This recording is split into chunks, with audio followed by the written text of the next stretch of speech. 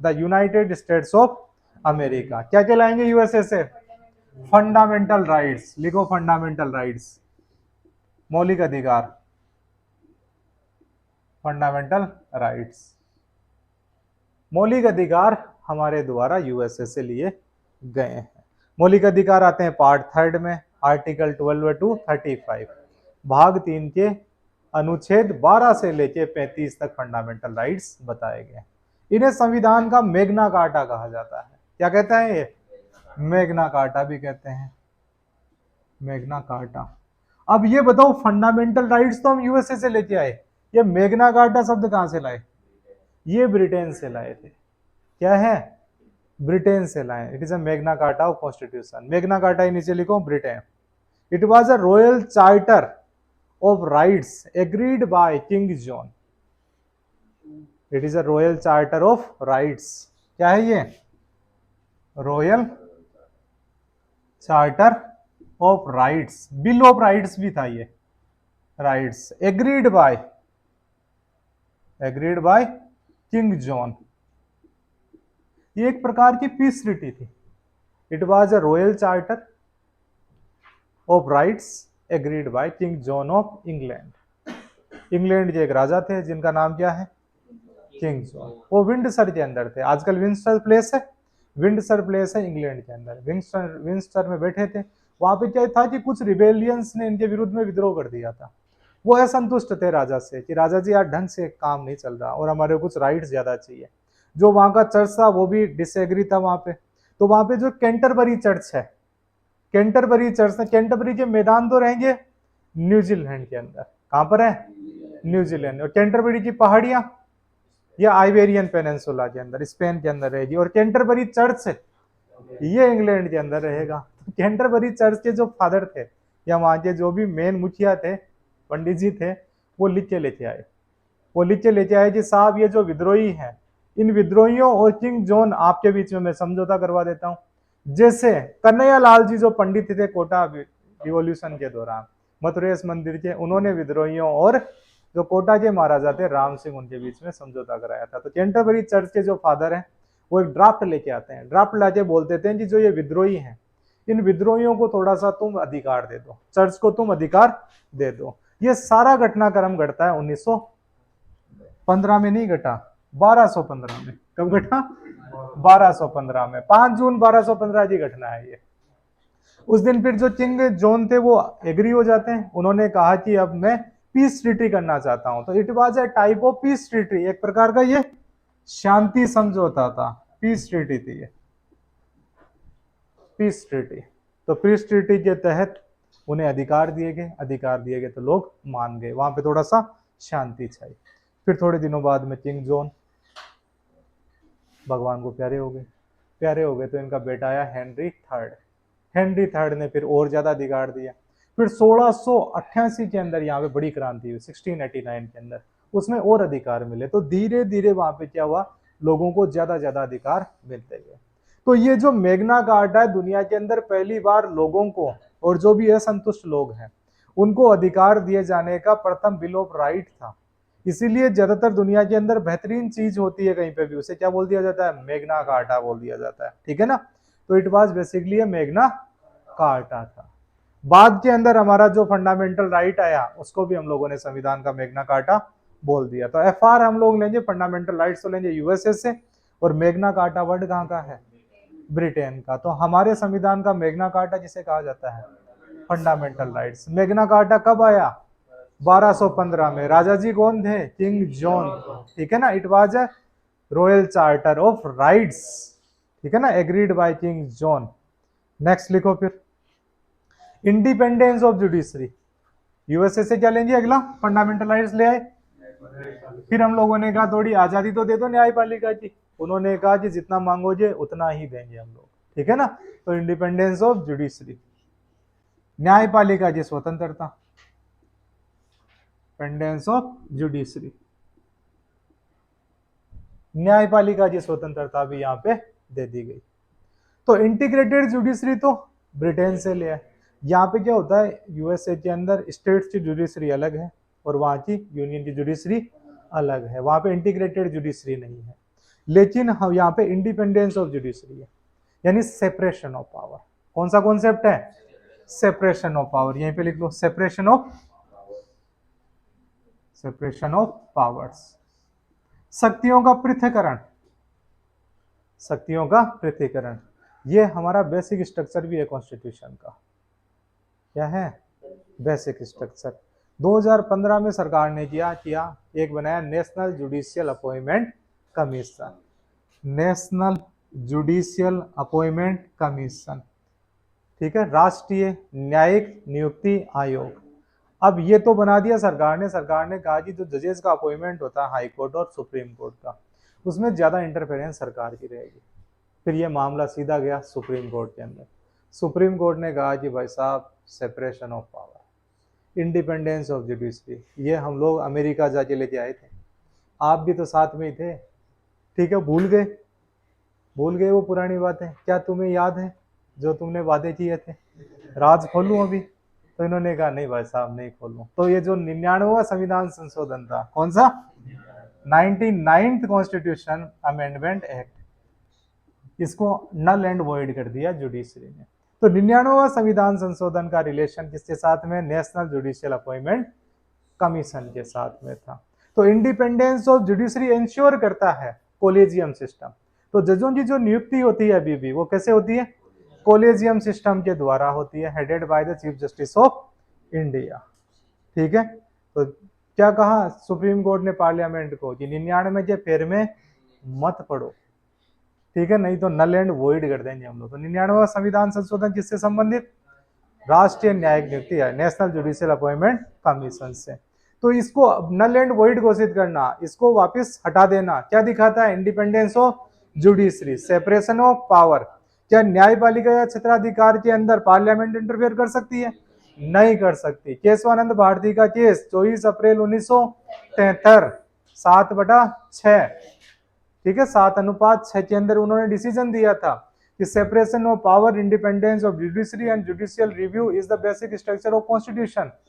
यह संविधान का मूल ढांचा है। न्यायपालिका की स्वतंत्रता, न्यायिक समीक्षा, शक्तियों का पृथक्करण, आप इसे छीन नहीं सकते। आगे लाए कहां से? यूएसए से। नेक्स्ट लिखो, इम्पीचमेंट ऑफ द प्रेसिडेंट, राष्ट्रपति पर महाभियोग, impeachment of the president, impeachment of president, राष्ट्रपति पर महाभियोग लेके आएंगे। आर्टिकल बताओ कौन सा है? Article 61, very good. कौन सा आर्टिकल है इनका? आर्टिकल 61। आर्टिकल 61 के अंदर बताया गया है कि राष्ट्रपति पे महाभियोग चलाया जा सकता है ऑन द ग्राउंड ऑफ संविधान का उल्लंघन। लिख लो, ग्राउंड क्या होता है राष्ट्रपति पे? किस आधार पे? वॉयलेशन ऑफ कॉन्स्टिट्यूशन ऑफ या कॉन्स्टिट्यूशन या एंक्रोचमेंट ऑफ कॉन्स्टिट्यूशन।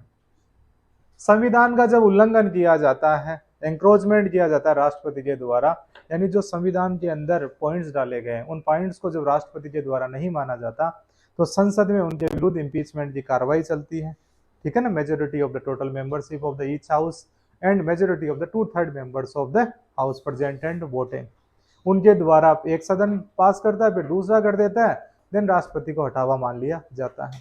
क्या आज दिन तक किसी भारतीय राष्ट्रपति को हटाया? नहीं हटाया। 16वें राष्ट्रपति के चुनाव प्रस्तावित है 18 जुलाई 2022 को। अभी तक कोई राष्ट्रपति इम्पीचमेंट प्रोसेस से हटा? क्या डॉक्टर राजेंद्र प्रसाद पे लगा था ये? नहीं लगा। राधाकृष्णन पे नहीं लगा। जाकिर हुसैन पे नहीं। वीवी गिरी पे नहीं लगा। फखरुद्दीन अली अहमद पे नहीं लगा। उनके जमाने में तो इमरजेंसी लग गई थी, लेकिन इम्पीचमेंट नहीं लगा। संजीवा रेड्डी पे नहीं लगा। उनके बाद में कौन आए थे? ज्ञानी जेल सिंह, उन पे लगा था? नहीं लगा। उनके बाद में वेंकट रमन लगा था? नहीं लगा। शंकर दयाल शर्मा नहीं लगा। उनके बाद में KR नारायणन नहीं लगा। फिर APJ Abdul Kalam people's president, लगेगा ही नहीं, ठीक है। उनके बाद में प्रतिभा देवी सिंह पाटिल, कैसे लगा दो जी, ठीक है ना, राजस्थान से राज्यपाल थे, ठीक है ना, नहीं लगा। ये जी तो महिला बनी थी। दूसरी महिला कौन बनेगी अब राष्ट्रपति? द्रौपदी मुर्मू बनेगी। कहाँ की राज्यपाल थे ये? झारखंड के राज्यपाल, इनको भी नहीं हटाएंगे। इनके कई सारे लोग, जैसे कल उन्होंने प्रशांत भूषण, उन्होंने भी उनका स्टेज अलग टाइप का बना दिया। एक वो राम गोपाल वर्मा, महान आत्मा, उन्होंने भी उनके द्वारा एक स्टेटमेंट जारी कर दिया था। तो कई बार डेरोगेटरी स्टेटमेंट्स भी जारी कर देते हैं लोग। ये हमारे माननीय होते हैं, सम्माननीय होते हैं, महामहिम होते हैं, इनके खिलाफ कभी भी उल्टी सीधी बातें नहीं हो सकती, ठीक है ना। तो देवी सिंह पाटिल के खिलाफ भी, प्रतिभा देवी सिंह पाटिल, कोई महाभियोग नहीं। उनके बाद कौन आए? प्रणब मुखर्जी आए, उनके खिलाफ लगा सकते हो? नहीं लगा, काली माता का आशीर्वाद है, नहीं लगाया जा सकता, ठीक है ना। काली माता के भक्त थे वो, माता जी के बड़े भक्त, ठीक है ना। रियल में वो प्रधानमंत्री बनना डिजर्व करते थे। और राष्ट्रपति भी एक बेहतरीन आसीन रहे, जैसे एक बेहतरीन राष्ट्रपति बने, उनमें से नाम आता है प्रणब मुखर्जी का। तो प्रणब मुखर्जी को इसलिए हम लोगों ने क्या दिया? भारत रत्न, ठीक है ना। प्रणब मुखर्जी चले गए, कौन आए? रामनाथ कोविंद, वर्तमान में हमारे राष्ट्रपति है। तो ये राष्ट्रपति थे, कोई नहीं हटा। लाए कहां से हम लोग? ये यूएसए से। तो क्या यूएसए में आज दिन तक किसी पे महाभियोग चलाया गया है? चलाया गया है। लिखो यूएसए की कहानी। तो जहां से लाए वहां की भी तो कहानी लिखेंगे, उनको थोड़ी छोड़ सकते हैं। कितनी बार चला? 3 बार चला। पहली बार कब चला? जॉनसन। लिखो 1868, 1868 यूएसए के अंदर 3 बार इंपीचमेंट की प्रक्रिया चली है। 3 time impeachment procedure initiated in USA in 1868। ये कौन थे राष्ट्रपति? जॉनसन। जोहनसन। किसके सन थे? जॉनसन। फिर आए बिल क्लिंटन, मोनिका लेविस्की का केस। कौन है? 1998। Clinton, Bill Clinton, Hillary Clinton है उनके पतिदेव, उन पे खिलाफ भी इंपीचमेंट का केस चला था। ये राजस्थान भी आके गए थे। यहाँ पे एक नाइला कोर्ट है, नाइला के अंदर आए, चेल्सी, ठीक है, आए थे ये। चलो ठीक है। क्लिंटन के बाद में नया व्यक्ति कौन आया जिसपे महाभियोग तो एक बार तो बनता है? Donald Trump. एक बार नहीं, 2 बार बनता है उनपे। कितनी बार? 2 बार लगाया गया 2021 के अंदर। कौन है? ट्रंप। एक ही तो ट्रंप कार्ड था, ठीक है ना। दुनिया को जिसने इतने मजे दिए 2016 से 2021 के बीच में, वो कौन है? Donald Trump. तो डोनाल्ड ट्रंप पे क्या चलाया गया था? Impeachment. How many times? 2 bar. Only president of USA who face the 2 time impeachment process. एकमात्र अमेरिका के राष्ट्रपति जिन पे 2 बार 2 बार इम्पीचमेंट की प्रक्रिया चली। तो भारत के अंदर राष्ट्रपति पद की एक गरिमा है। राष्ट्रपति यहाँ पे उल्टा सीधा काम नहीं करते। जैसे नेहरू जी के, राजेंद्र प्रसाद के भी नहीं बना करती थी, लेकिन बनना जरूरी थोड़ी है, ठीक है। दोनों के अंदर फिर अंडरस्टैंडिंग होती है। बनती तो किसी के साथ में भी नहीं है, लेकिन अंडरस्टैंडिंग थी। महाभियोग नहीं लाए गए कभी भी यहाँ पे, ठीक है। याद रहेगा ये जॉनसन, क्लिंटन और डोनाल्ड ट्रंप। फिर क्या लेके आएंगे यहाँ से? और भी बहुत सारी चीजें थी। लिखो, removal of Supreme Court and High Court जजेस। Removal of Supreme Court and High Court जजेस। देखो, सुप्रीम कोर्ट और हाई कोर्ट जज को हटाने की प्रक्रिया। Removal of Supreme Court and High Court जजेस। माननीय सुप्रीम न्यायालय और उच्च न्यायालय के जो जजेस हैं उनको हटाया जाना। ये प्रक्रिया भी कहां से लाए? यूएसए के अंदर से लाए। कौन से आर्टिकल में इनकी प्रक्रिया? Very good. आर्टिकल कंप्लीट बताना। 124 क्लोज 4, ये लिखो, इसके अंदर हटाया जाता है। इसके अलावा एक एक्ट भी बन रखा है, उस एक्ट का नाम है जजेस इंक्वायरी एक्ट। जजेस इंक्वायरी एक्ट 1968। इसके तहत इन पे कार्रवाई की जाती है। इनको हटाए जाने का ग्राउंड रहता है proved misbehaviour and incapacity. Ground of the removal of High Court and Supreme Court जजेस is proved misbehaviour and incapacity. साबित कदाचार और अक्षमता के आधार पे इन्हें हटाया जा सकता है। कहां से लाए हम लोग? ये यूएसए से लेके आ गए थे। यूएसए से एक बहुत बेहतरीन चीज लाई। तो हम लोग बार बार मेरे द्वारा ये बोला जा रहा है, ठीक है ना। हम भारत के लोग, हमारी पॉलिटिकल सॉवरेनिटी किसमें निहित है? हम लोगों के अंदर है। तो हर बार मैं नहीं, मैं तो बकरी करती है, हम लोग, ठीक है ना। हम लोगों के द्वारा यह संविधान बनाया गया, हम लोग ये देश चला रहे हैं, हम लोगों के अंदर संप्रभुता निहित है। तो हम लोगों के द्वारा हम लोग बोला जा सकता है। तो ये हम लोग शब्द कहां से लाए हम लोगों ने, USA. We the people of, देखो the word of preamble, we the people of, हम भारत के लोग, भारत को एक संपूर्ण प्रभुत्व संपन्न समाजवादी पंथ निरपेक्ष लोकतंत्रीय गणराज्य, ठीक है। We the people of India having solemnly resolved to constitute India into a sovereign socialist secular democratic republic. ये जो वर्ड है, पहले ये वर्ड अमेरिका में लिया गया यूज में, अमेरिका के कॉन्स्टिट्यूशन में, बाद में यूएन के चार्टर में आया, फिर हम लोगों ने ले लिया। अमेरिका गए तो कि और हम लोग भी तो ले चले, ठीक है। ये शब्द भी ले आए और लेके आए पोस्ट ऑफ वाइस प्रेसिडेंट, लिखो राष्ट्र उपराष्ट्रपति का पद, लिखो post of vice president, post of vice president, post of vice president, उपराष्ट्रपति का पद। आर्टिकल 163 नहीं 163 क्या 63 163 तो रहेगा काउंसिल ऑफ मिनिस्टर से रिलेटेड, ठीक है। इनका क्या हुआ 63 आर्टिकल 63 रहेगा, ओनली 63 है। 163 तो थोड़ी देर पहले बताया था काउंसिल ऑफ मिनिस्टर से रिलेटेड है, ठीक है। केवल 63, क्या है केवल 63, वहां पे उपराष्ट्रपति का पद होता है। बताओ हमारे उपराष्ट्रपति कितने सालों तक रहते हैं, 5 साल तक, और यूएसए का राष्ट्रपति 4 सालों तक, वहां का उपराष्ट्रपति भी 4 सालों तक। यानी पद तो हम लोग यूएसए से लेके आ गए, लेकिन थोड़ा सा बदलाव किया हम लोगों ने, कहा यार वैसा का वैसा बैठेगा नहीं, थोड़ा सा तो हम्बली, जब हम लोगों के द्वारा नोट्स बनाए जाते हैं किसी को कॉपी करके, तो हम लोग थोड़ा बहुत बदलाव करते हैं अपने हिसाब से। तो वहां का जो उपराष्ट्रपति रहता है यूएसए का, वो तो रहते हैं 4 साल के लिए चुने हुए। जैसे अभी वहां पे उपराष्ट्रपति है कमला हैरिस, कहाँ की है कमला हैरिस, इंडिया की, इंडिया वाले, ठीक है ना, इंडिया वाले है, भारत से, राज कहाँ पे कर रहे हैं वो, यूएसए से, विश्व गुरु हैं हम लोग, ठीक है।